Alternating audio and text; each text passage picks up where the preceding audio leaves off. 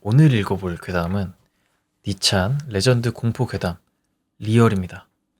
뭔가에 씌이거나 노려지거나 누가 따라오거나 하면 진짜 그냥 넘어갈 일이 아니라는 걸 먼저 얘기해둠. 또 하나, 내 경험담으로 말하자면 한 번이나 두 번은 재령을 받으면 어떻게든 된다는 경우는 일단 없음. 긴 시간에 걸쳐 천천히 침식되니까 재령을 못한다는 경우가 많다고 해. 내 경우는 거의 2년 반쯤. 일단 거절해두면 몸도 다 괜찮고 사람처럼 생활할 수 있어. 단 유감스럽지만 끝났는지는 알 수 없어. 그렇죠. 그냥 쉬고 있는 걸 수도 있으니까. 일단은 시작부터 적을게. 당시 나는 23살. 회사원 1년째라서 새로운 생활을 보내는데 여념이 없었던 때였어. 회사가 작아서 당연히 동기도 몇 명 없었어. 필연적으로 사이가 좋아지지. 그 동기 중에 토호쿠 지방 출신인 땡땡이라는 녀석이 있었는데 이 녀석이 또 여러 가지를 알고 있고 이상하게 아는 사람이 많았던 거야. 그래서 자주 이걸 하면 뭐뭐 하게 된다 라던가 뭐뭐가 온다 같은 얘기가 있잖아. 그런 종류의 얘기는 거의 구라라고 생각하지만 몇 가지는 진짜 그렇게 되어도 이상하지 않은 것이 있다고 해. 그 녀석이 말하길 뭔가 조건이 몇 가지 있는데 그게 우연히 모일 경우 일어나는 게 아닐까 하는, 내 경우에는 뭐 장난삼아한 게 원인이지만, 당신은 차를 산 지 얼마 안 되었던 때였고 혼자 살기 시작한 지도 얼마 안 되었어. 무엇보다 알바와 비교가 안 될 정도의 급료가 들어와서 주말은 미친 듯이 놀았어. 8월 초쯤 꼬셔서 친해진 애들과 땡땡 그리고 나 총 4명이서 이른바 심령 스팟이라는 장소에 담력 체험을 하러 갔어. 그 장소는 확실히 무서웠고 한기도 들었고 뭐가 있는 듯한 기분이 들었는데 특별히 아무 일도 일어나지 않고 뭐 스릴을 만끽하고 들어갔어. 3일 후의 일이야. 당시 회사는 상사가 돌아가기 전까지 신입은 돌아갈 수 없다는 암묵의 룰이 있어서 매일 늦게 퇴근하게 되었어. 지쳐서 집에 돌아온 후 정말 지금 떠올려도 이해를 못하겠는데 방 입구에 있는 전신 거울 앞에서 해선 안 되는 일을 했어. 시험해볼까? 같이 생각한 것도 아니고 문득 떠오른 것 뿐이었다고 생각해. 해선 안 되는 일? 조금 자세히 설명할게. 당시에 우리 집은 역에서 걸어서 15분, 다다미 8장 크기의 원룸, 현관에서 들어오면 좁은 복도가 있고 그 앞에 다다미 8장 크기의 방이 있어. 전신 거울은 방의 입구, 즉 복도와 방의 경계에 놓여 있어. 내가 땡땡에게 들었던 건 거울 앞에서 세모를 한 채 오른쪽을 보면 뭐가 온다 라는 얘기였어. 일단 세모는 뭔지 모르겠고 오른쪽을 보면 귀신이 오겠죠. 거울 앞에서 뭘 하면 뭐가 온다 라는 얘기였어. 자세는 약간 인사를 하는 것 같은 모습이 돼. 올 리가 없잖아 라고 중얼거리면서 인사를 한 채로 오른쪽을 봤을 때였어. 방 한가운데쯤에 뭐가 있었어. 겉모습이 확실하게 이상했어.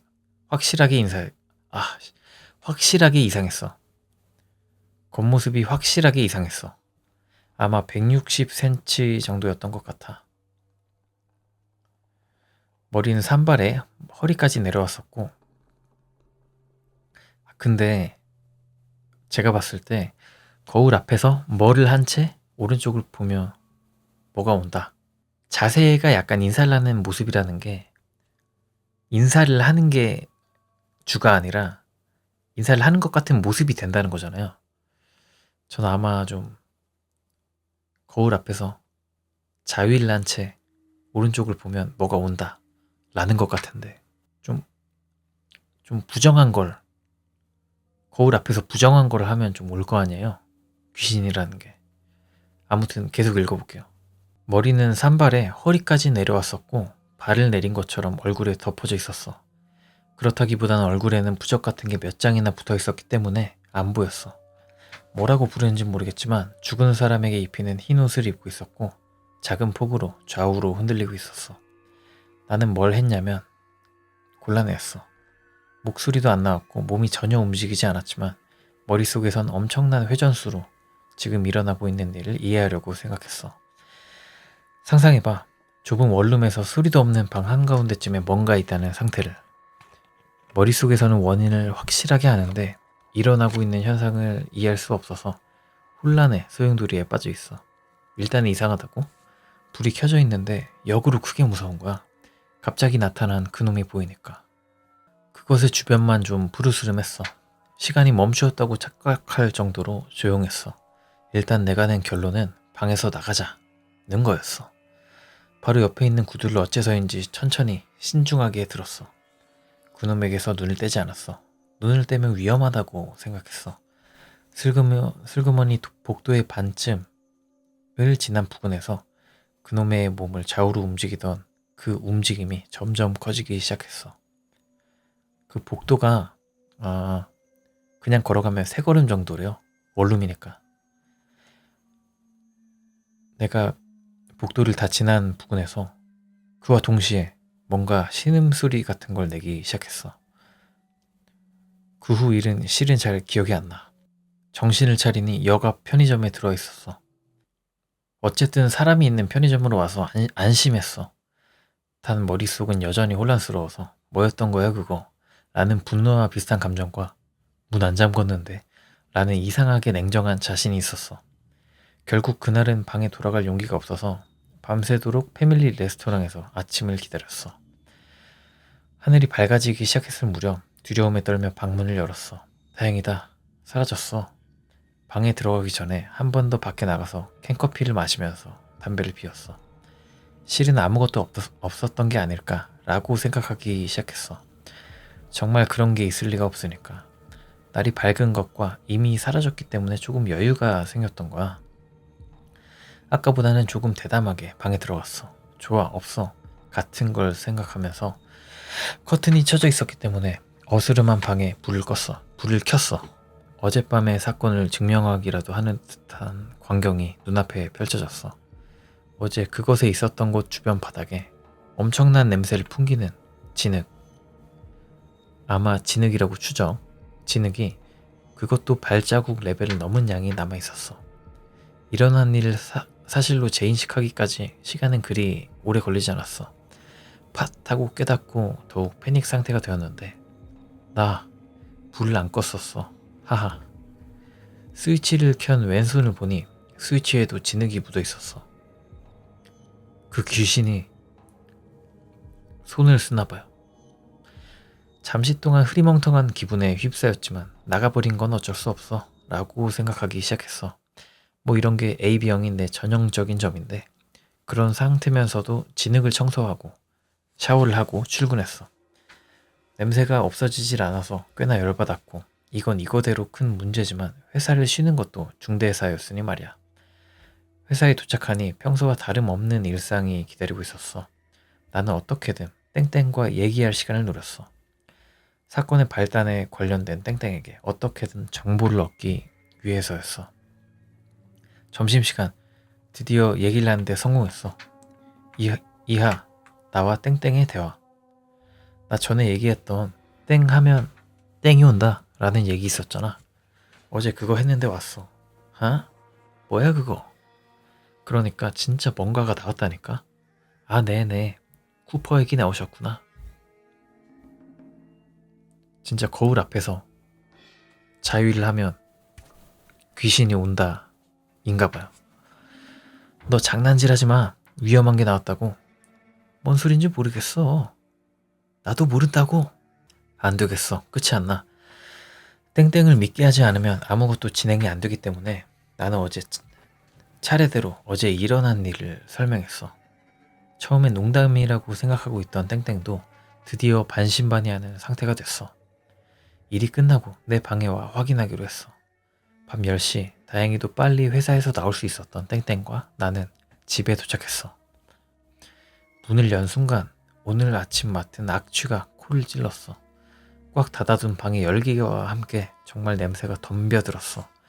돌아가는 길에도 집요할 정도로 설명을 나에게 들은 땡땡은 진짜야? 라고 한마디 중얼거렸어. 믿은 것 같아. 문제는 땡땡이 어떠한 해결책을 내줄지였는데 소망하던 일은 벌어지지 않았어.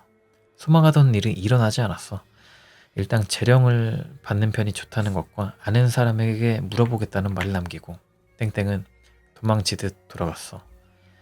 예상대로라고 밖에 말할 수가 없겠지만 나는 녀석의 마당발에 기대를 걸었어.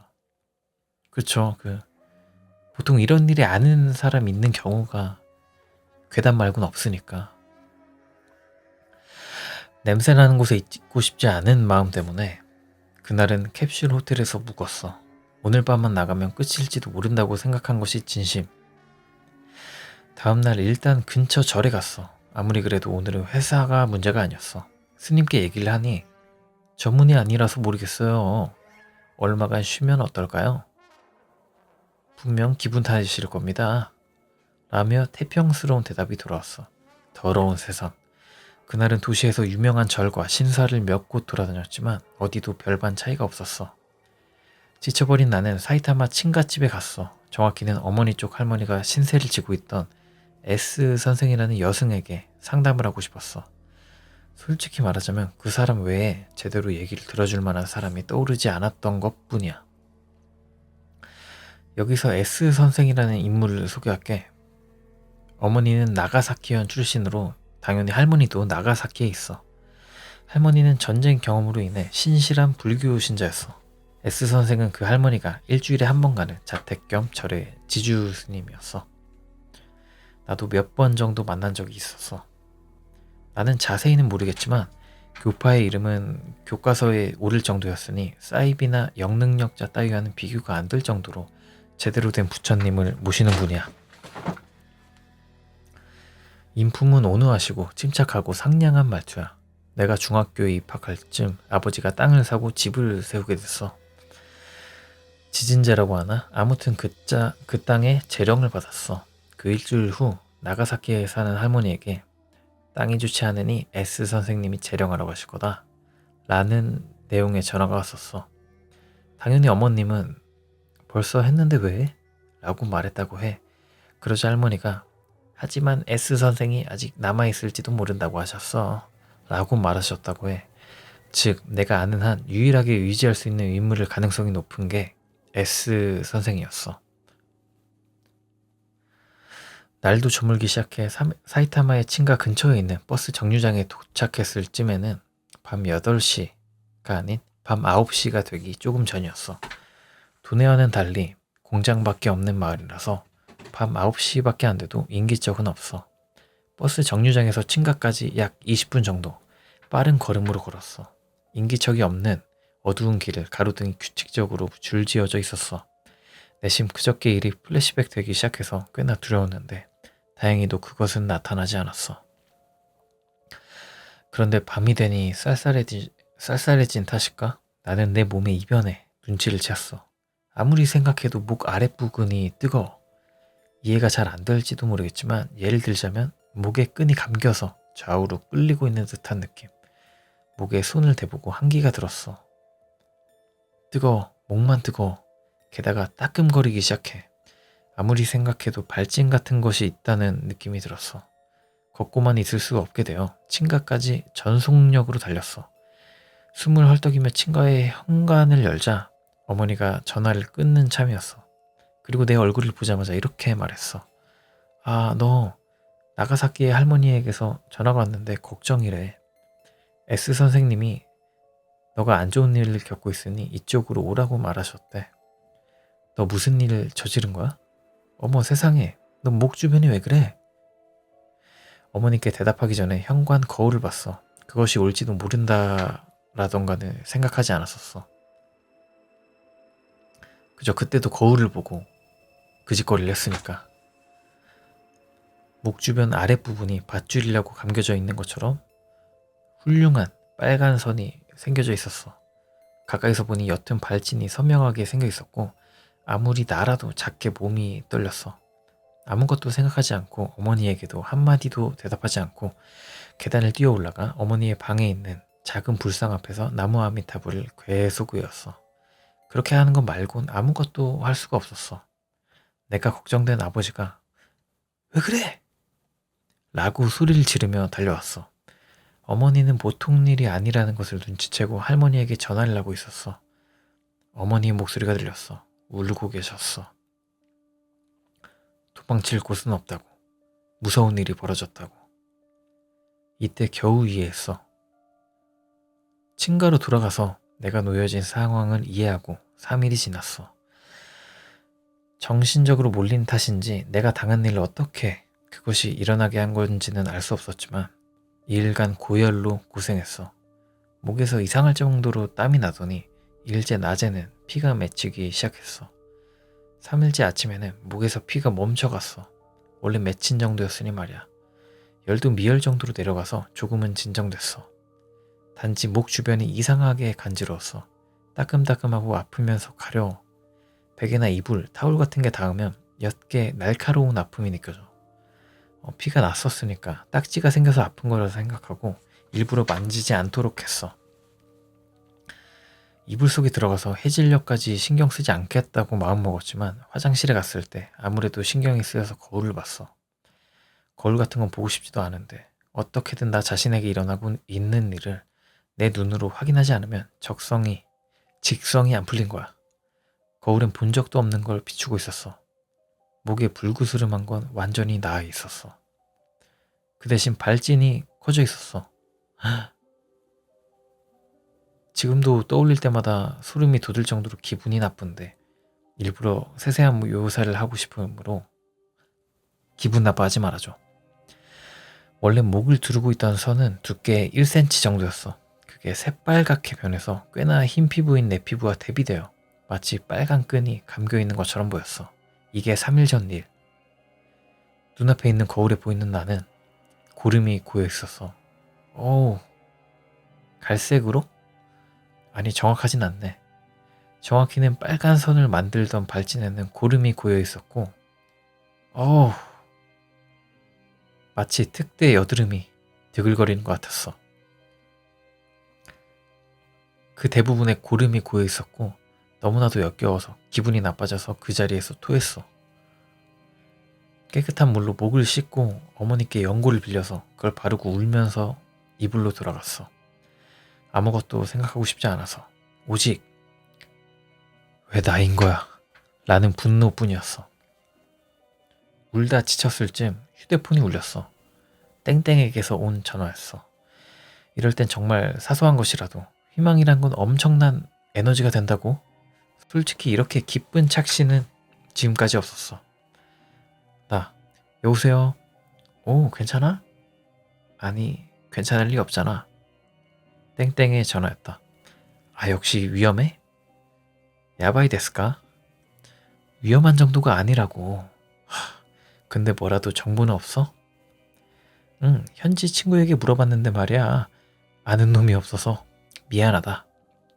아, 그래서? 솔직히 땡땡 나름대로 여러 가지를 알아봐줬을 거라고 생각하지만 이 당시에 나는 상대를 배려할 여유 따윈 없었으니까. 꽤나 자기 중심적인 말투로 들리겠지. 아니, 그 대신 친구 아는 사람 중에 그런 종류의 강한 사람이 있어서 말이야. 소개해줄 수 있다는데 돈이 필요하대. 돈 받는 거야? 응, 그런 것 같아. 어떡할래? 얼마나 드는데? 아는 사람 얘기로는 일단은 50만 정도라고 해. 땡땡이 지원해줘야 되는 거 아닙니까? 적어도 20만 정도는. 50만? 당시 나에게 있어 일하고 있다고는 해도 50만이라니 낼 수 있을 리가 없는 금액이었어. 이게 일본이니까 500만 원 아냐? 50만 엔이니까. 돈이 없었지만 공포와 괴로움에서 해방될 수 있다면 선택지는 없었어. 알았어. 언제 소개해줄래? 그 사람 지금 군마에 있대. 아는 사람에게 물어볼 테니까 조금 기다려봐. 500만 원 맞네요. 너무 비싼디? 얘기가 좀 돌아갔는데 내가 불상 앞에서 나무 아미타불을 반복해서 외우고 있었을 때 어머니는 할머니에게 전화를 걸고 계셨어. 할머니가 바로 S 선생님께 상담을 받으러 갔어. 상담이라기보단 도와달라고 부탁하러 갔다고는 하지만 최종적으로는 S 선생님이 와주시기로 했어. 단 S 선생님도 바쁘시고 무엇보다도 고령이야. 이쪽에 오는 건 3주 후로 정해졌어.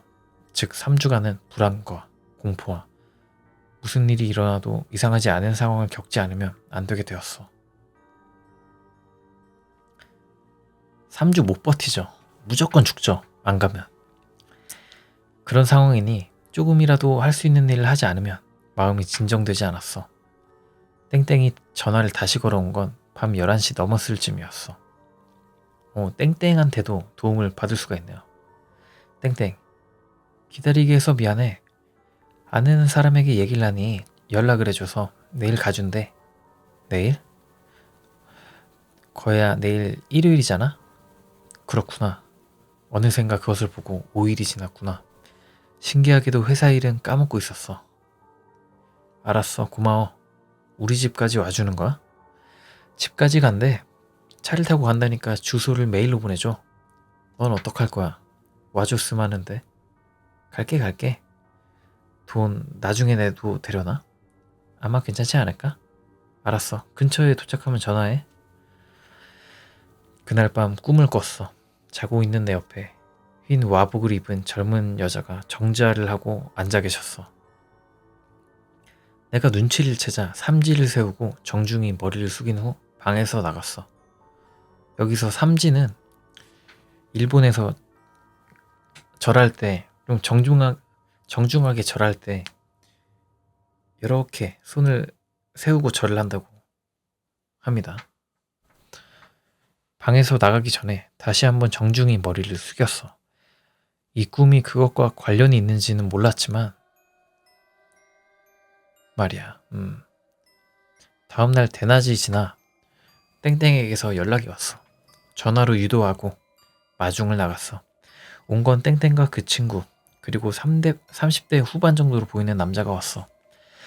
일반인이라고는 생각되지 않았어. 양아치 같은 느낌이 들고 무슨 일을 하고 있는지 상상도 가지 않았어.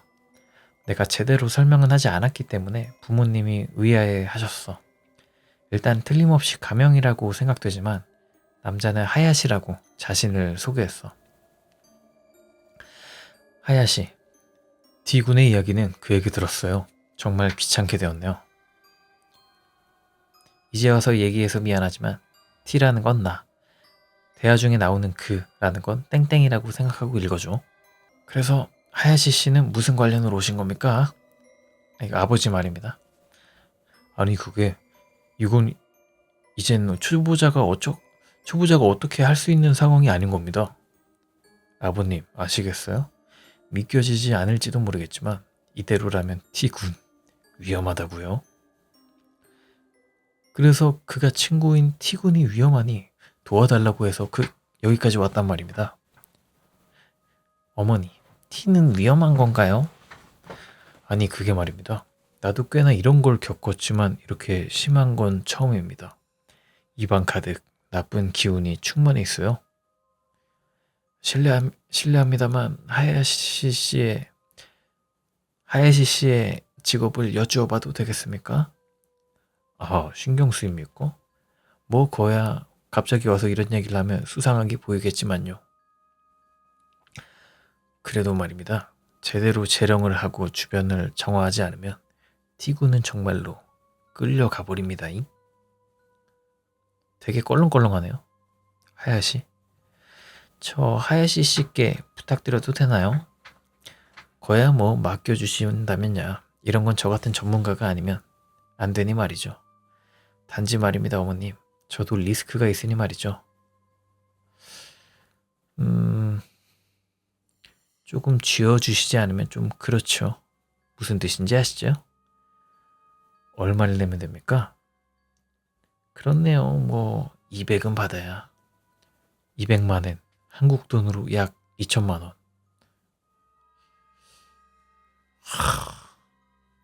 저는 이거 못 내죠.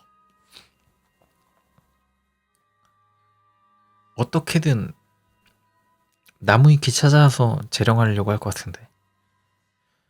아버지, 너무 비싸지 않습니까?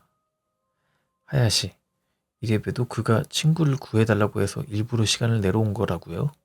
싫으시다면 전 별로 상관없으니까요. 그래도 겨우 200만으로 T군을 살 수 있다면 싼 편이라고 생각됩니다만. 게다가 T군도 절에 갔지만 상대도 해주지 않았잖아요. 이런 걸 아는 사람은 극소수라고요. 되게 사기꾼 같다. 다시 처음부터 찾아다닐 겁니까? 나는 입을 다물고 듣고 있었어. 아무리 그래도 200만이란 말을 들었을 때는 땡땡을 쳐다봤는데 땡땡도 곤란한 듯한 표정을 짓고 있었어. 결국 아버지도 어머니도 알 수 없는 일에 그 이상 의견을 말할 수 있을 리도 없고 떨떠름하게 맡기기로 했어. 하야시는 바로 그날 밤 재령을 하겠다고 했어. 준비를 한다고 하면서 한번 밖을 나갔어. 나가면서 부모님께 준비해두는 돈을 받아갔어. 한 200만 원 받아갔을까요? 해질녘이 되어 돌아와선 양초를 세우고 부적 같은 종이를 온 방 안에 붙이고 무릎 곁에 수정구슬을 놓고 염주를 치고 일본주라고 생각되는데 그걸 잔에 따랐어. 사케인가 봐요. 어쨌든 그럴듯한 상황이 됐어. D군 지금부터 재령을 할 테니까 D군 지금부터 재령을 할 테니까 이걸로 이제 괜찮을 테니까 아버님 어머님 죄송합니다만 일단 집에서 나가주시겠습니까? 어쩌면 영이 두 분께 붙을 수도 있으니. 부모님은 부득이하게 밖에 있는 차 안에서 대기를 하게 되었어. 해가 지고 주변이 어두워졌을 쯤 재령이 시작되었어. 하야시는 불경 같은 걸 외우면서 일정한 타이밍으로 잔에 손가락을 넣고 내게 손가락에 묻은 술을 뿌렸어. 재령이 시작되고 꽤나 지났어. 불경을 외우는 목소리가 띄엄띄엄 들리기 시작했어. 눈을 감고 있었기 때문에 기분 나쁜 분위기와 조금씩 이상해져가는 불경만이 내가 알 수 있는 전부였어. 처음에 눈치를 못 챘는데 목이 이상하게 아파 가려움을 넘어서서 확실하게 아픔이 느껴졌어. 눈을 뜨지 않기 위해 아픔을 토하듯 이를 꽉 물고 있자 불경이 멈추었어. 그런데 이상해. 잘 모르겠지만 애매한 부분에서 끝난 것처럼 느껴졌고 끝났는데도 아무 말도 걸질 않아. 무엇보다도 목의 아픔은 전혀 사라지질 않고 오히려 심해지는 거야. 한기도 느껴지고 무언가가 이불 위로 올라탄 것 같은 느낌이 들었어. 눈을 뜨면 안 돼. 그것만은 절대 해선 안 돼. 알고는 있었지만 뜨고 말았어. 눈을 뜨자 끔찍한 광경이 펼쳐져 있었어. 하야시는 이불에 누워있는데 오른손 쪽에 앉아서 불경을 외우고 있었어. 하야시와 마주보는 것처럼 나를 사이에 두고 그놈이 정절을 하고 앉아 있었어. 무릎 위에 손을 올리고 상반신만을 쭉 늘여 하야시의 얼굴을 뚫어져라 쳐다보고 있어. 하야시의 얼굴과 그것의 얼굴 사이의 간격은 주먹 하나가 들어갈 정도의 틈밖에 없었어. 신기하다는 듯이 얼굴을 비스듬히 하곤 올빼미 마냥 미세하게 얼굴을 움직이면서 알아들을 수 없을 정도로 작게 중얼거리면서 하야시의 얼굴을 쳐다보고 있었어. 지금 생각해보면 하야시에게 무언가를 속삭이고 있었던 걸지도 몰라. 하야시는 살짝 고개를 숙여 시선을 아래로 둔 채 눈도 깜빡이지 않고 입은 칠칠치 못하게 벌린 채 침을 흘리고 있었어. 조금 얼굴이 웃은 것처럼 보였어. 이따금 작게 끄덕였어. 나는 눈을 깜빡이는 것도 있고 응시하고 있었어. 갑자기 그것의 목이 움직임을 멈추었어. 그 다음 그 얼굴이 나를 향했어. 나는 서둘러 눈을 꽉 감고 이불을 덮어쓰고 계속 나무 아미타불을 외웠어. 내 얼굴 바로 앞에서 그것이 올빼미 마냥 얼굴을 움직이고 있는 광경이 눈꺼풀 위에 떠올랐어. 무서웠어. 덜그럭거리는 소리가 들리고 계단을 내려가는 소리가 들렸어. 헐, 하야시가 도망친 것 같았어. 나는 너무나도 무서워서 계속 이불 속에 있었어. 나를 버렸네, 하야시가. 부모, 부모님이 오시고 불을 켜고 이불을 들추었을 때 둥그렇게 몸이 굳은 내가 있었다고 해. 하야시는 부모님을 쳐다도 안 보고 차에 뛰어들어 기다리고 있던 땡땡과 땡땡의 친구와 함께 어디론가로 사라졌어. 나중에 땡땡에게 들은 얘기론 출발해, 출발해, 출발해 라는 말만 계속했다고 해. 해결이 되긴커녕 더욱더 나쁜 상황이 되어버린 나에겐 3주 후에 오실 S 선생님을 기다릴 여유 따윈 남아있지 않았어. 그러네요. 아까 그 하야시 군이 더 들쑤시고 갔네. 가만히 있으면 어련히 있었을 텐데 걔 불러와가지고 나 재롱하려고? 재롱해봐. 이런 상황이 좀 된 느낌? 큰일 났네. 그것을 다시 마주하고 4일이 지났어. 당연한 걸지도 모르지만 목은 꽤나 좋아졌어. 아직 멍은 남아있지만 확실히 체력은 회복되었어. 열도 내려갔고 몸에는 이제 문제가 없었어. 하예시군이 뭔가 해줬나? 단 그건 신체적인 경우일 뿐이고 아침이고 밤이고 상관없이 두려움에 떨었어. 언제 어디에서 그것이 나타날지도 모른다고 생각하면 무서워서 견딜 수가 없었어. 잠들지 못하는 밤이 이어져 밥도 거의 먹지 못하고 언제나 주변의 기척을 살피고 있었어. 겨우 10일 만에 내 얼굴은 꽤나 변해버렸다고 생각해. 정신적으로 궁지에 몰린 내겐 더 이상 시간이 없었어. 당연히 정상적인 회사 생활 따윈 보낼 수 있을 리도 없고 부모님에게 연락을 취해달라고 부탁하여 회사를 그만뒀어. 이것도 나중에 들은 얘기인데 연락을 했을 때 꽤나 욕을 먹었다고 해. 23살이면 그럴 수 있죠. 그리고 아무튼 모든 것이 무서워서 빨랫감이나 집 창문에서 보이는 나뭇가지가 흔들린 것만으로도 어쩌면 그것이 온 것이 아닐까 하며 혼자 두려워했어. S 선생님이 오시기까진 아직 2주 정도가 남아있었어. 나에겐 너무 긴 시간이었어. 이걸 어떻게 기다려? 귀신 봤는데.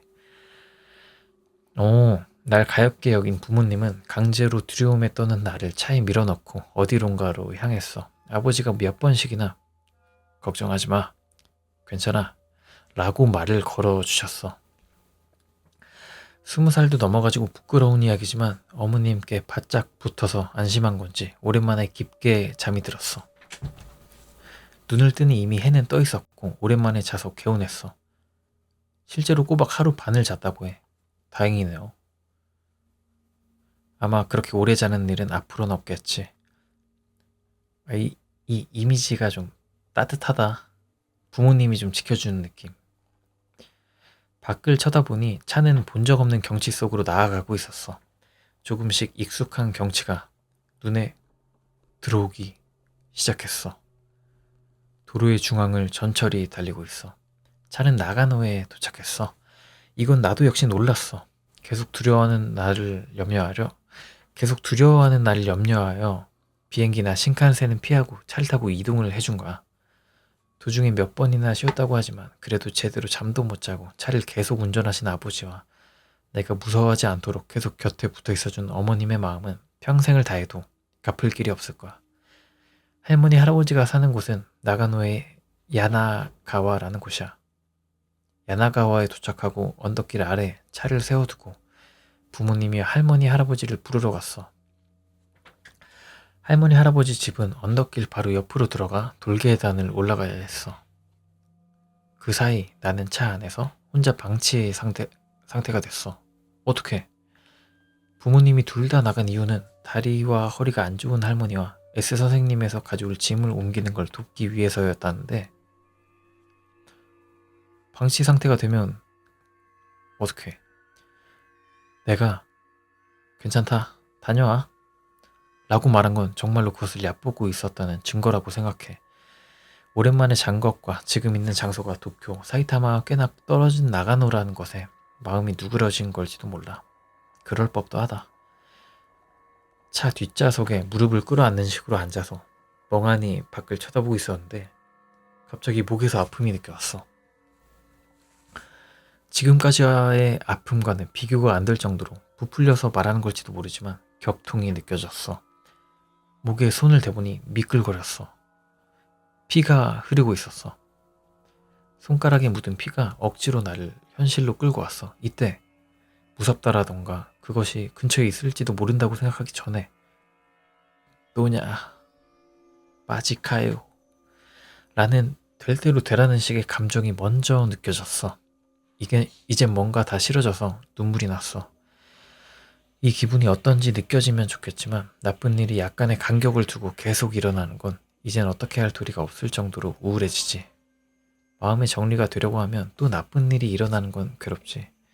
이때는 조금 마음이 누그러져 있었으니까 더욱이 어떻게 하는 거야 대체? 라던가 제발 좀 그만해 라며 혼잣말을 중얼거리면서 울고 있었어.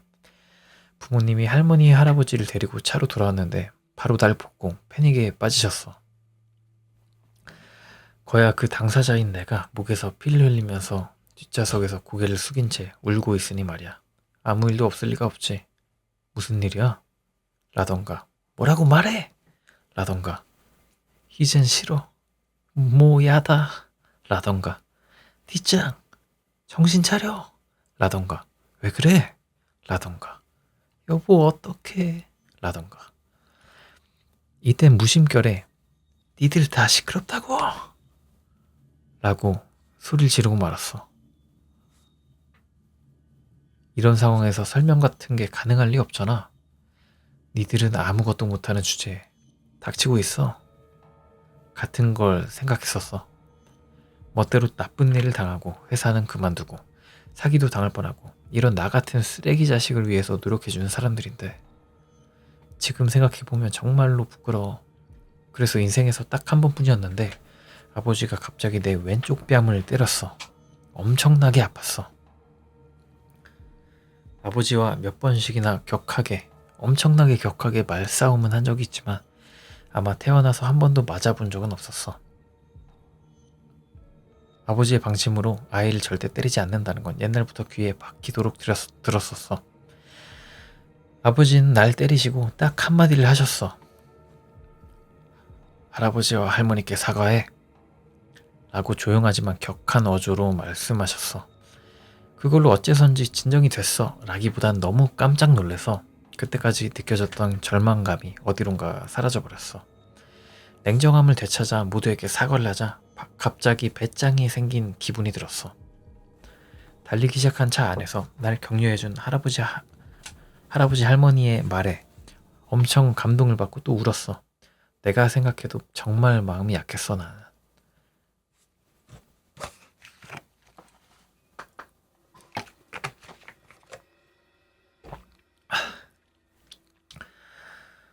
S 선생님의 집에 도착하자 갑자기 마음이 가벼워졌어. 무슨 일이 일어났다기보다는 내가 멋대로 안심했다는 게 옳을 거야. 문을 지나고 징검돌이 깔린 좁은 길을 벗어나자 초로의 남성이 우리를 맞이해줬어. 그러고 보니 S 선생님의 집에는 언제나 손님이 계셨던 것 같아. 분명 할머니처럼 이곳을 다니는 사람들이 많기 때문이겠지. 안으로 들어가 뒤쪽 현관으로 들어가니 다다미 10장 정도의 넓이의 불간이 있었어. 불상이나 위패를 모신 방. 다다미 10장이 어느 정도 넓인지가 궁금한데요. 넓겠죠? 10장이면? S 선생님은 내 기억대로 불상 앞에 놓여있는 방석 위에 정좌를 하고 앉아 계셨고 천천히 뒤를 돌아보셨어. 할머니, 뒷장 이제 됐어. S 선생님이 봐주실 거야. 오랜만이구나. 벌써 이렇게 늠름하게 자랐구나. 세월이 빠르네. S 선생님, 뒷장은 괜찮을까요? 괜찮다니까. 할아버지입니다. 괜찮다니까. 그런 말을 해봤자 지금 온 잠이잖아. S 선생님도 잘 모르실 거야. 당신은 조용히 있어. 정말 난 너무 걱정돼서 죽겠다고. 왜일까? 그저 S 선생님의 앞에 온 것일 뿐인데 지금까지 불안해하시던 할머니, 할아버지가 안정을 되찾으셨어. 그건 부모님도 내게도 전해져서 깊게 숨을 토해내자 몸 안에서 나쁜 것이 나간 것 같은 기분이 들었어. 부모님도 이젠 체력적으로도 정신적으로도 한계에 다다라서 지쳤지. 이리는 S 선생님이 잘 해주실 거야. 옆방에 가서 쉬어.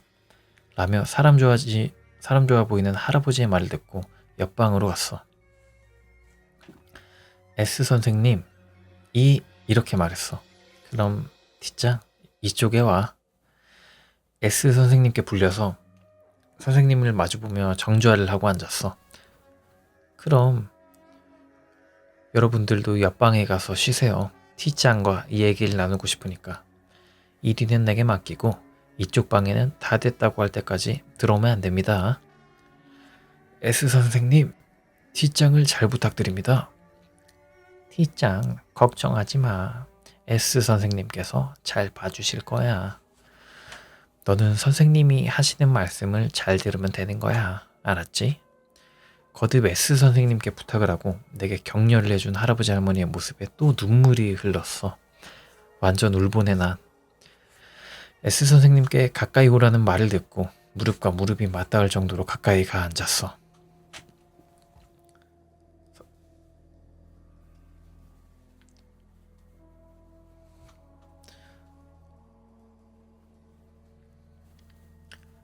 선생님은 내 손을 꼭 쥐고 잠시 동안은 아무 말도 하지 않고 상냥한 얼굴로 나를 바라보셨어. 나는 어째선지 나쁜 일을 저지르고 혼나지 않을까 하고 부모님의 눈치를 보던 어릴 적에 그런 감정을 느끼고 있었어. 눈앞에 일부러 적겠는데 나보다 작고 확실히 힘도 없는 할머니의 위압적이지도 않은 그 분위기에 말려들고 있었어. 이런 사람이 진짜 있구나 라고 생각했어. 어떻게 할까? T짱, 무섭니? 네, 그렇겠지. 이 상태로 계속 지낼 수도 없겠지. 저기, 아니 괜찮아. 이쪽 얘기니까. 뭐가 괜찮아? 전혀 안 괜찮다고. 같은 감정이 넘쳐 흘러서 참지 못하고 결국 터져버렸어. 정말 인간으로서 미숙해 나는. 계속 자아성 잘 나네요. 착하네. 저기, 전 어떻게 되는 겁니까? 진짜 빨리 어떻게 좀 해주세요. 대체 뭡니까? 왜 그놈은 내게 붙어 다니는 겁니까? 진짜 제발 좀 그만하라고 하고 싶어요. 선생님, 어떻게든 안 되는 겁니까? 진짜, 애초에 나 그다지 나쁜 짓도 아무것도 안 했다고요? 확실히 심령스팟에는 갔지만 나만 간 것도 아니고 왜 나만 이런 일을 당해야만 하는 겁니까? 거울 앞에서 자유일 하면 안 된다는 것도 관련이 있는 겁니까? 진짜 영문을 모르겠어. 아, 짜증나 미치겠어. 아! 도루루 시대 도루루 치르시대. 뭐가 뭔지 알 수가 없었어. 진짜로 뭔 지랄인지 몰라서 일단 그대로 적음. 도시대. 뭐야. 왼쪽 귀에 앵무새나 인꼬 같은 높은 톤의 억양이 없는 목소리가 들리기 시작했어. 그게 도시대 어째서 라고 반복하고 있다고 이해하기까지는 조금 시간이 걸렸어. 나는 S 선생님의 눈을 보고 있었고 S 선생님은 내 눈을 보고 있었어. 나는 선생님의 눈을 보고 있었고 선생님은 내 눈을 보고 있었어. 다들 상냥하던 S 선생님의 얼굴이 무표정으로 바뀐 것처럼 보였어. 왼쪽 시야에 뭔가 있는 걸 깨달았어. 이게 귀신이 한 말이구나. 계속 어째서 한 거구나.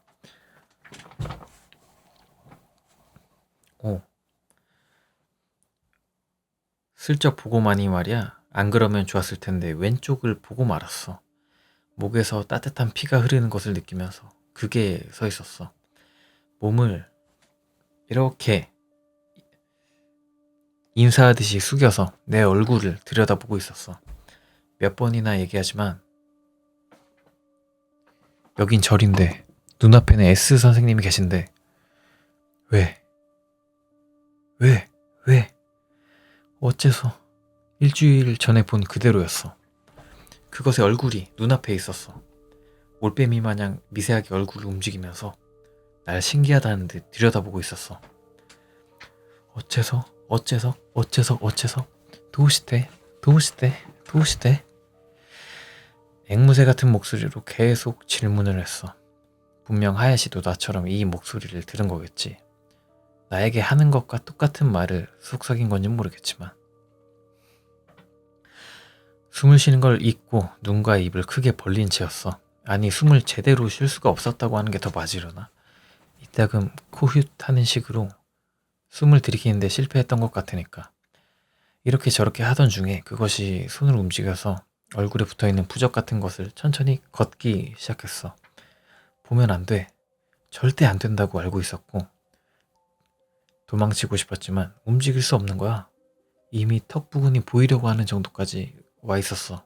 마음속에서는 그만둬! 그 이상 풀지 마! 라고 소리를 치고 있는데 입안에서는 같은 한심한 숨소리밖에 나오지 않았어.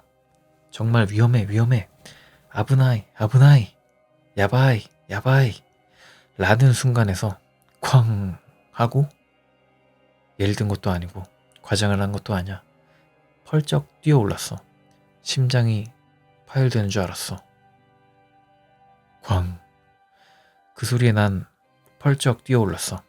정좌로 앉아 있었으니 넘어질 뻔하면서도 뒤돌아 바로 달려나갔어. 무슨 생각을 하고 그런 게 아니라 몸이 멋대로 움직인 거야. 하지만 익숙하지 않은 정좌로 앉아 있었던 탓에 다리가 저려서 제대로 달릴 수 없는 거야. 저린 다리가 꼬인 것과 너무 앞을 안 본 탓에 머리를 벽에 박았지만 전혀 아프지 않았어. 아드레날린이 막 나왔겠죠? 이마에서 피가 철철 흘렀는데 그 정도로 당황해서 주변이 안 보였다는 거지. 피가 눈에 들어가서 아무것도 안 보였어. 손을 마구 휘저으며 출구를 찾았어. 하지만 이상한 데만 찾고 있었던 것 같아. S 선생님. 아직 안 돼. 갑자기 S 선생님이 크게 소리를 지르셨어. 장지문 너머에 있는 부모님과 조부모님께 말을 한 건지 내게 한 건지는 알 수 없었어. 알 수 없었지만 그 목소리는 내 움직임을 멈추게 하기엔 충분했어. 움찔하며 그 자리에서 경직. 또 머리를 엄청나게 굴리면서 지금 일어난 일을 파악하려고 했어. 하지만 파악 같은 게 될 리도 없고 S 선생님이 하라는 대로 따랐던 것 뿐이지만 말이야. 내 움직임이 멈추고 불간에 들어오려고 하는 부모님과 조부모님의 움직임이 멈춘 것을 확인하려는 듯 조금 간격을 둔 후 S 선생님이 말씀하셨어. T짱, 미안해. 무서웠지? 이제 괜찮으니 이리로 돌아와. 부모님들 괜찮으니까 조금 더 기다려주세요. 장지문의 저편에서 바로 뭔가를 말하는 게 들렸는데 기억이 안 나. 피를 훔치며 S 선생님의 앞으로 돌아가니 손수건을 빌려주셨어. 향냄일지도 모르지만 좋은 냄새가 났어. 이때가 되어 겨우 그 소리는 S 선생님이 손으로 내는 소리였다고 깨달았어. 아, 쾅 이 소리가 선생님이 낸 거구나. 선생님, T짱 보였지? 들렸지? 보였어요. 어째서? 라고 반복하고 있었어요. 이때는 이미 S 선생님의 얼굴은 평소에 상냥한 얼굴로 돌아와 있었어. 나도 이번엔 천천히 최대한 진정하고 대답을 하는 것에만 집중했어. 뭐 생각하는 걸 포기한 거지만 말이야. 그렇네. 어째서? 라고 들렸었지. 뭐라고 생각해? 전혀 알 수가 없었어. 생각해보려고도 하지 않았으니 말이야. 응? 아니, 모르겠어요. T짱은 아까 그거 무서워? 무섭습니다. 뭐가 무서운데? 아니, 그게 평범하지 않잖아요. 유령이고. 이쯤에서 내 뇌는 사고 능력의 한계를 넘어섰었어. S 선생님이 뭘 말하고 싶으신지 전혀 알 수가 없었어. 그치만 무슨 일을 당한 건 아니잖아? 아니, 목에서 피도 흘렀고 게다가 무슨 부적 같은 걸 두르고 있었고 확실히 평범한 게 아니고 그렇지. 그렇지만 그 외에는 없었잖니. 점점점. 어렵지? 저 잘 모르겠어요. 죄송해요. 괜찮아. S 선생님은 나도 이해할 수 있도록 얘기해줬어. 타일러 줬다고 하는 편이 좋을지도 몰라. 먼저 그것은 유령도 귀신이라고 부르는 것에 틀림없대. 그럼 그것이 소위 악령이라는 것이냐면 그리 단언해도 되지만 S 선생님은 어렵다고 말씀하셨어. 확실하게 질이 나쁜 부류에 들어가지만 S 선생님은 악의는 느껴지지 않는다고 하셨어. 내게 일어난 일이 뭐냐고 물었을 땐 이렇게 대답해 주셨어. 악의는 없어도 너무 강한 것이면 이렇게 되어버려. 그 사람은 계속 외로웠던 거야. 이야기를 나누고 싶어. 이 손으로 닿고 싶어. 봐주었으면 좋겠어. 내가 있다는 걸 눈치채줘. 눈치채줘. 라고 계속 바랐던 거야. T짱은 말이야 모를지도 모르겠지만 따뜻해. 여러 사람들이 그렇게 생각하고 그래서 분명 좋겠다, 착해 보인다 라고 생각한 거겠지. 그래서 자신을 봐준 것이 너무 기뻐서 어쩔 줄 몰라 했던 걸까? 그래도 말이야 T짱은 그 사람과 비교하면 너무 약해. 그러니 근처에 있는 것만으로도 무서워져서 몸이 반응하고 마는 거야. 선생님은 마치 아이에게 이야기를 하듯 천천히 어려운 단어를 사용하지 않도록 하며 말씀해 주셨어. 나는 어떻게 하면 좋을지 알 수가 없게 되었어. 그것은 분명 악령 아니면 질 나쁜 것이라고 단정 짓고 있었으니까. S 선생님께 재령을 받으면 그걸로 끝이라고 생각했었으니까. 그런데 S 선생님은 그것을 감싸듯이 말씀을 하시니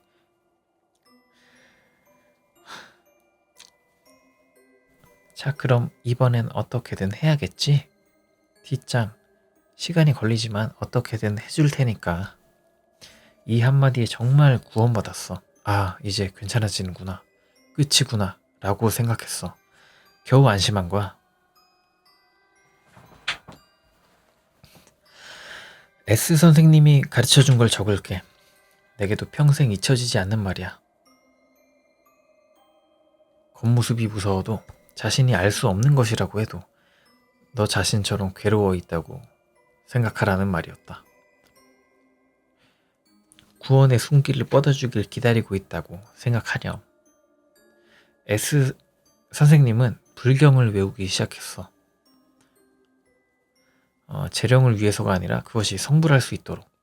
그날 밤 이마는 찢어졌고 자세히 보니 목에 있던 자국은 크게 찢어져서 아팠지만 정말로 편히 잠들 수 있었어. 불경이 끝나고도 좀처럼 안정을 취하지 못하는 날 위해 웃으며 그날은 묵게 해주셨어. 템플스테이를 했네요.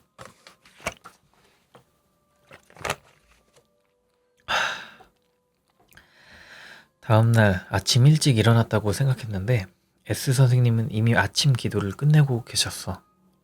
잘 잤니, T짱? 자, 세수를 하고 아침밥을 먹고 오렴. 다 먹으면 본산으로 갈 거니까. 관계자도 뭐도 아니기에 다 적으면 안 될 것 같아서 조금만 적을게. S 선생님이 속하고 계신 교파는 전에도 적은 대로 교과서에 실릴 정도로 역사가 깊어서 신자 쪽도 수행을 하는 쪽도 일본 전국에서 온다고 해. 가르침은 똑같은데 지리적인 문제로 동쪽과 서쪽 각각의 본산이 있대. 내가 따라간 곳은 서쪽 본산이야. 본산에 잠시 신세를 치고 내가 원래 지니고 있는 덕을 높이는 것과 조금이라도 빨리 그것이 성불할 수 있도록 본산에서 공양을 드리기 위해서라고 S 선생님은 말씀하셨어. 그 얘기를 듣고 가장 기뻐하신 건 할머니였어. 아직 믿기지 않는 것처럼 보이던 게 아버지. 마지막엔 내가 이제 괜찮아. 다녀올게. 라고 말해서 반대는 하지 않았지만 갑자기 드는 생각인데 돈을 받았을까요? 들었겠죠? 원래 좋아하는 그런 곳이니까 할머니가 좀 많이 줬겠다. 본산에 도착하니 젊은 사람이 마중 나와 기다리고 있었고 선생님께 정중히 인사를 했어. 본당의 옆 안쪽에 있는 작은 방은 작은 방에서 본산에 계신 분들에게 인사를 드렸어. 이때도 모두들 선생님에겐 꽤나 저자세였어. S 선생님 실은 엄청난 사람이라서 원했다면 꽤나 높은 지위에 올라도 이상하지 않을 정도라고 나중에 들었어. 쓸쓸하지만 서열이 세워져 버려 라고 S 선생님은 말씀하셨어. 거프네요. 루피 할아버지. 거프가 딱 이러니까. 나는 본산에 잠시 동안 신세를 지며 뭐 손님처럼 대해주었지만 모두와 똑같은 생활을 보냈어. 아마 S 선생님의 말씀이 있었던 거겠지. 거기서 지내면서 나는 내가 정말 행운아라고 실감했어. 벌써 40년간 계속 뱀 귀신 때문에 괴로워하고 있는 여성이나 가족, 친족에게까지 재앙이 내려 혼자가 되어버렸지만 가게를 살펴보면 훌륭한 사족의 후예인 사람이라던가 나 같은 것보다 훨씬 괴로워하는 사람이 이렇게나 많다는 걸 몰랐으니까. 괴로운 생활을 보내면서도 있던 곳이 그런 곳이었던 탓에 아님 있던 곳이 그런 곳이었기 때문인지 아니면 S 선생님의 얘기를 들은 탓인지 공부는 꽤나 옅어졌어. 라고 말해도 문득 순간적으로 그것이 곁에 온 것 같은 기분이 들어 꽤나 두려워하긴 했지만 본산에서 지내면서 1개월이 지났을 쯤 S 선생님 오셨어. 어머어머, 꽤나 좋아진 것 같구나.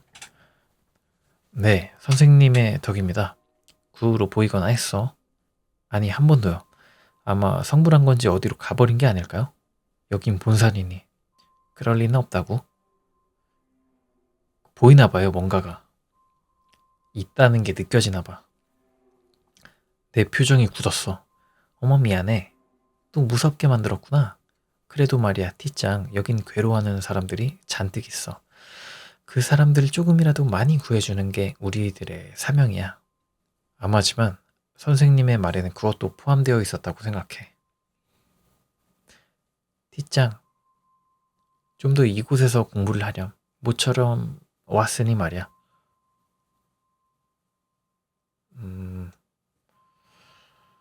나는 선생님의 말을 따랐어. 그때의 일이 아직 걱정되어서. 좀 더 여기 있고 싶다고 생각했으니 말이야. 그리고 하루는 눈 깜짝할 사이에 지나가는데 뭐라고 할까. 시간이 천천히 흘러가는 것 같은 느낌이 좋았어. 뭔가 모순되어 있지만 말이야. 뭔가 영화에 있는 것 같은 느낌이 들 것 같아요. 말도 안 되는 일이 벌어져가지고 절에 있는 거니까. 닥터 스트레인지처럼. 그렇게 지내다가 결국 3개월이나 거기서 지냈어. 그동안 S 선생님은 이곳에는 오시지 않았어. 역시 선생님의 얘기가 없으면 불안하니 말이야. 하지만 슬프다고 할까? 아무리 그래도 3개월이나 내가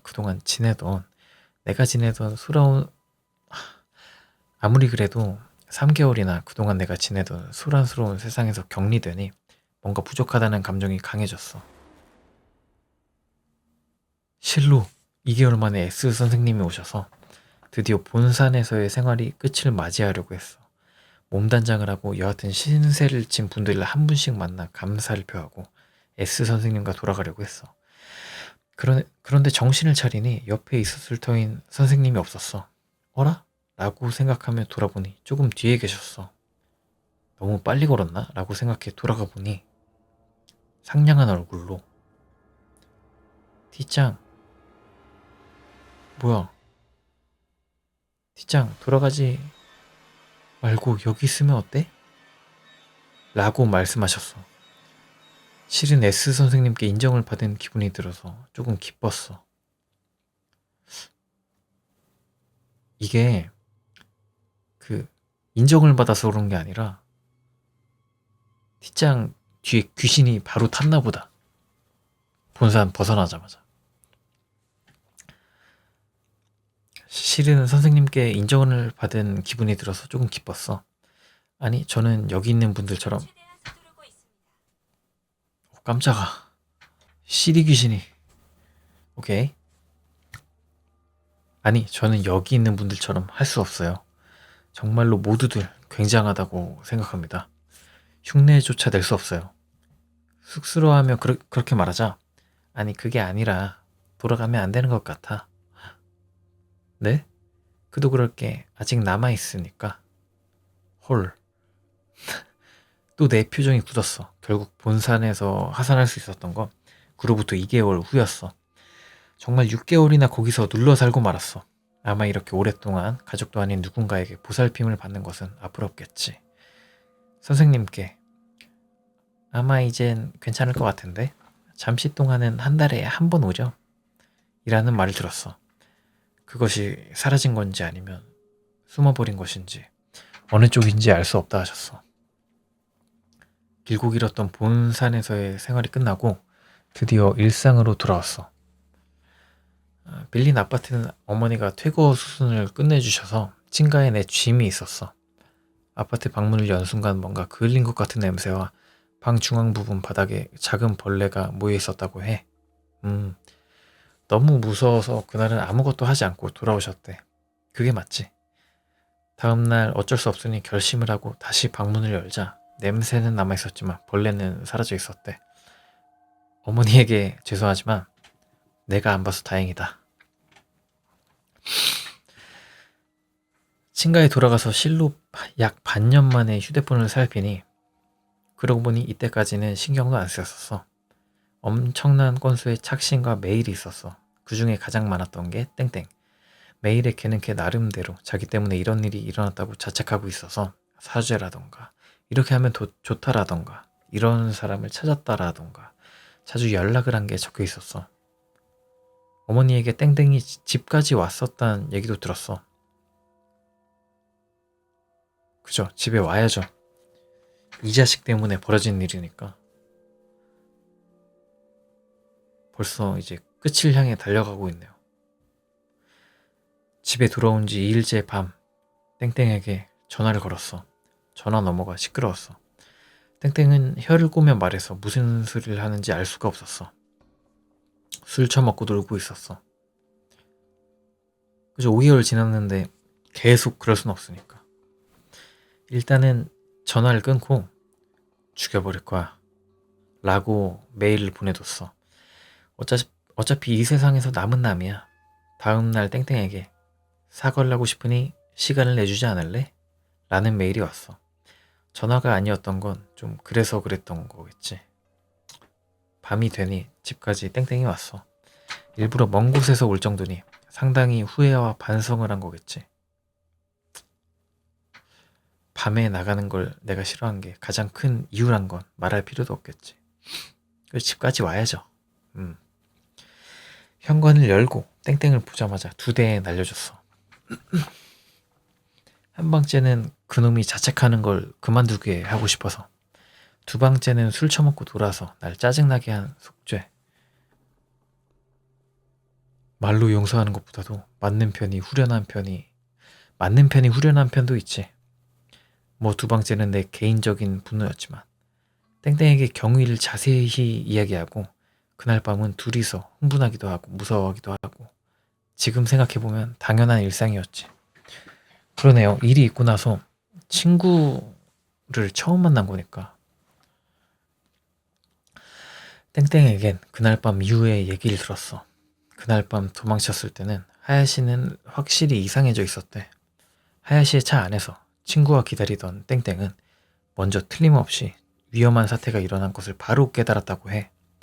하지만 뒷좌석으로 뛰어온 하야시의 조급해하는 모습이 심상치 않아 보여 차를 출발시킬 수밖에 없었대.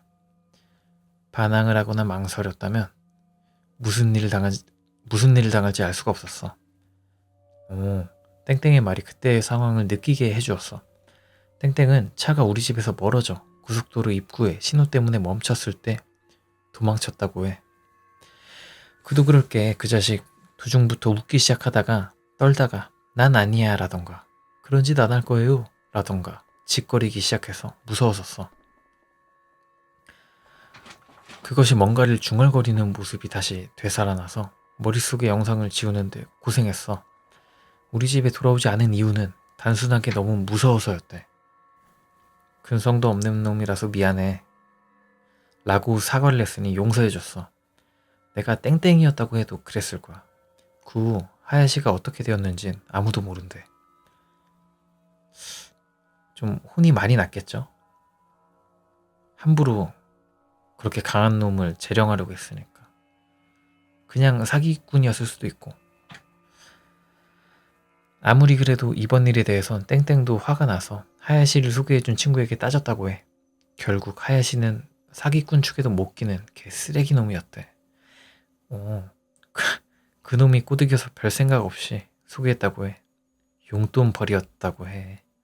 그래도 이런 상황을 만든 건 자신의 정보 때문이었다는 거에 곤란해져서 이번에는 자신이 가지고 있는 인맥을 총동원했지만 이런 일을 하거나 들어본 적이 있는 놈은 주변에 있을 리가 없고 아마 뭐뭐겠지.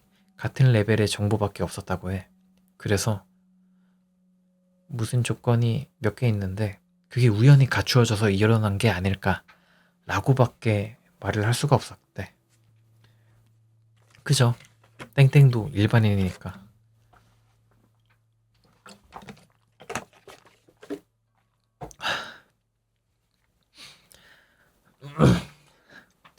그 후 나는 S 선생님이 말씀하신 걸 지키며 매달 한 번 선생님을 찾아갔어.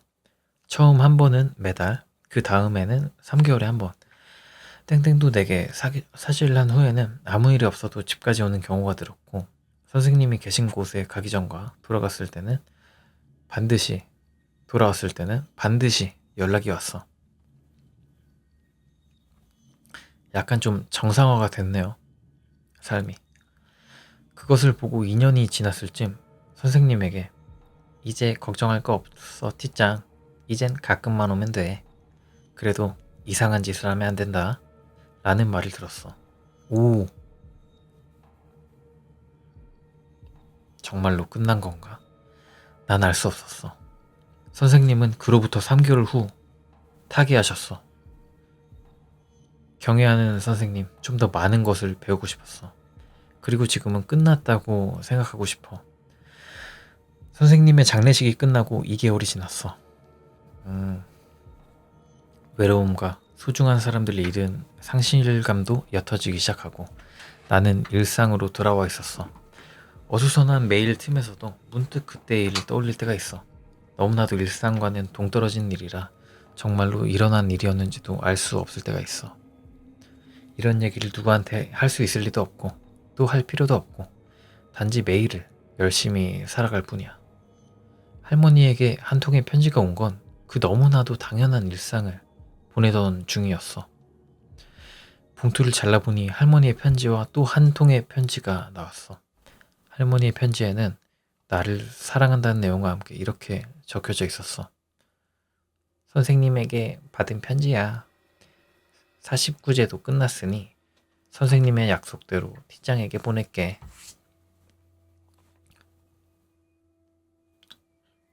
49제가 이제 불교에서 사람이 죽은 날로부터 매 7일째마다 7회에 걸쳐서 49일 동안 개최하는 기도의식. 그러니까 49일장 뭐 이런 거네요. 그런 느낌. 선생님의 편지. 지금은 거기 적힌 내용의 진상을 확인할 수도 없고 그대로 적는 것도 꺼려지므로 대충 적을게. 티짱에게. 오랜만이구나. S란다. 그 일이 있고 나서 꽤나 지났네. 지금은 괜찮니? 무서워하지 않으면 좋을 텐데. 나이가 들면 삥 둘러서 말하게 돼서 참 안 되겠네 참. 오늘은 말이야 티짱에게 사과를 하고 싶어서 편지를 적었단다. 하지만 나쁜 짓을 한 건 아냐.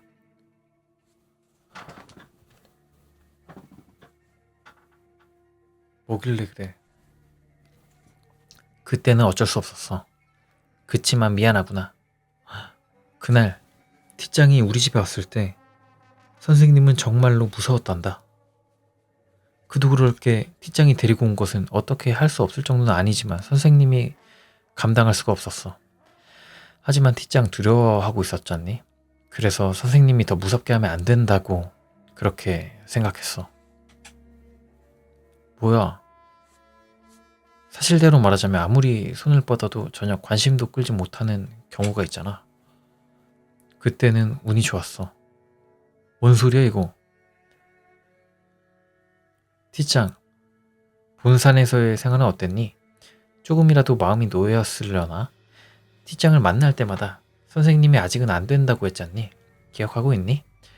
이대로 돌아가면 끔찍한 일이 일어날 거라고 생각했단다. 그래서 T장처럼 젊은 애에겐 지루할 거라고 알면서도 돌아가게 할 수가 없었어. 선생님은 매일 기도를 드렸는데 좀처럼 떠나주질 않아서.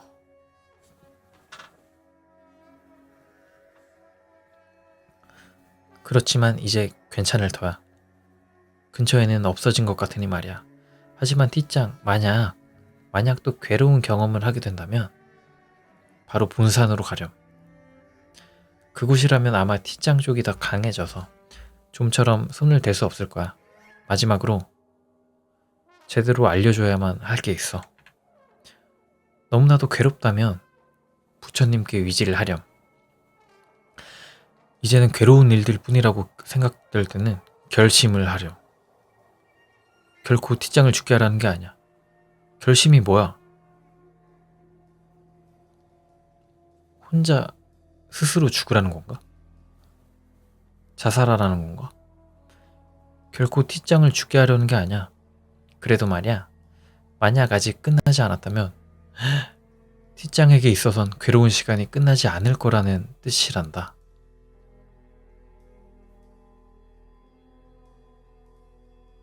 T장은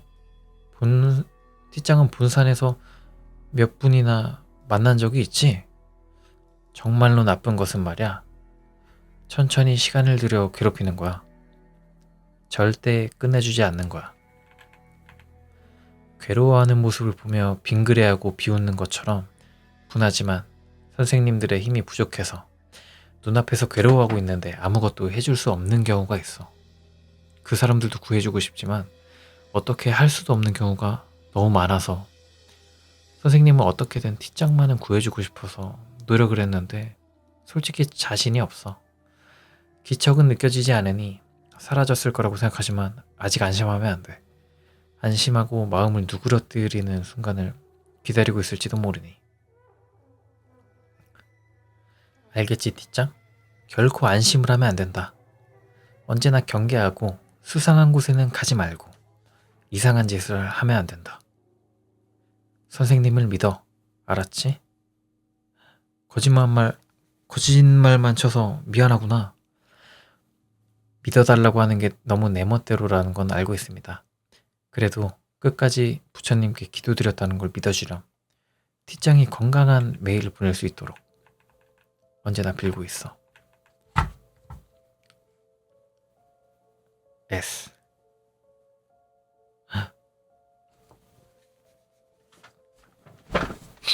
T장은 지금 엄청 미친 말도 안 되는 녀석한테 걸린 거네요. 편지를 읽으면서 편지를 들고 있는 손이 떨리고 있는 것을 깨달았어. 기분 나쁜 땀도 흘렀어. 고통은 계속해서 빨라져. 대체 어떻게 하면 좋아? 아직 끝나지 않은 거야? 갑자기 그것이 어디선가 보고 있는 듯한 느낌이 들었어. 이젠 도망칠 수 없는 게 아닐까? 어쩌면 숨어있던 것 뿐이고 마음을 먹으면 언제나 내 눈앞에 나타날 수 있는 게 아닐까? 한번 의심하기 시작하면 이젠 어쩔 도리가 없어. 모든 것이 의심스럽게 느껴져. 선생님은 어쩌면 그것에게 당한 게 아닐까? 그러니 이런 편지를 남기신 게 아닐까? 결국 아무것도 달라진 게 없는 게 아닐까? 하야시는 어쩌면 그것에게 씌어버린 게 아닐까?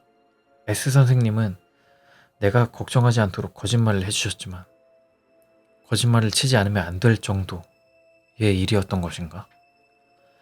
결국 그것을 알고 있으니 S 선생님은 마지막까지 걱정을 하신 게 아닐까? 의심을 하면 할수록 혼란스러워져. 어떻게 하면 좋을지 전혀 알 수가 없어. 여기까지밖에 내가 알고 있는 건 없어. 2년 반에 걸쳐 지금도 끝났는지 아닌지 알 수 없는 이야기의 전부야. 별일이 없었나 보네? 결국 이유도 모르고 운 좋게 해결이 되거나 뭔가를 알고 있는 사람이 바로 곁에 있거나 하는 일은 없었어. 어디에서 들은지도 알 수 없는 지식이 불러온 것인지 아니면 그게 무언가 인과관계에 있었는지 내게는 전혀 이해할 수 없고 우연이라고밖에 말할 수가 없어. 하지만 우연이라기엔 너무나도 죽도록 괴롭다. 대체 이렇게까지 괴로워야 하는 죄를 저질렀나? 저지르지 않았잖아. 그렇다고 하면 대체 어째서야? 너무 불공평하잖아. 그게 내가 느끼는 솔직한 감정이야. 내가 말할 수 있는 게 있다고 한다면 여기까지야. 뭔가에 쉬거나 누려지거나 따라다닌다면 정말로 그냥 지낼 수 없다는 것을 다시 얘기할게. 마지막까지 누군가가 끝났다고 말했다고 해도 안심하면 안 돼.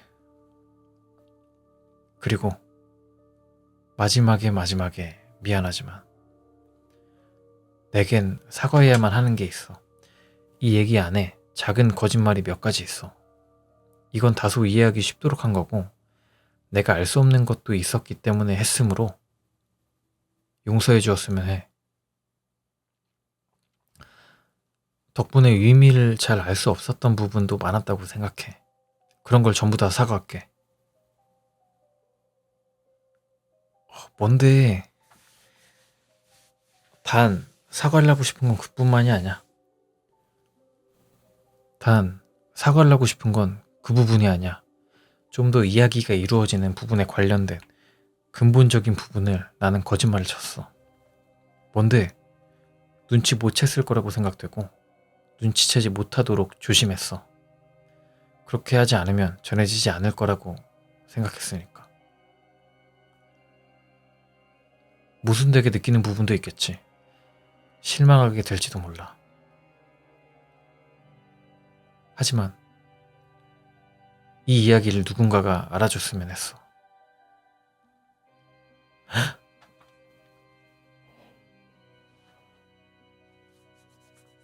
나는 땡땡이야.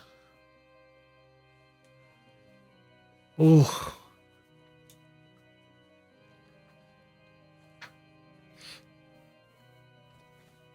그러면 뭐야? T짱은 죽었나?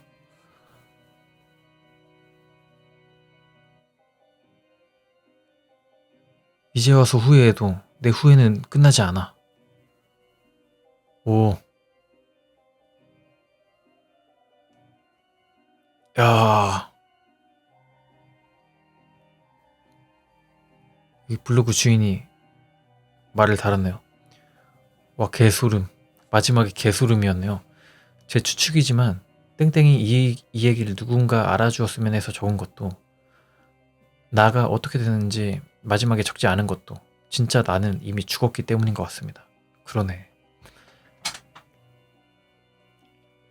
T짱이 죽었네요. 얘가 말하지 않으면 이제 전해지지 않을 얘기라는 게 T짱이 죽었기 때문이었네요. 와, 마지막에 이거 말하려고 서술 트릭을 이렇게 마지막에 이거 말하려고 이렇게 빌드업을 오래 했다고? 괜히 레전드가 아니다. 재밌었습니다. 진짜 재밌었습니다.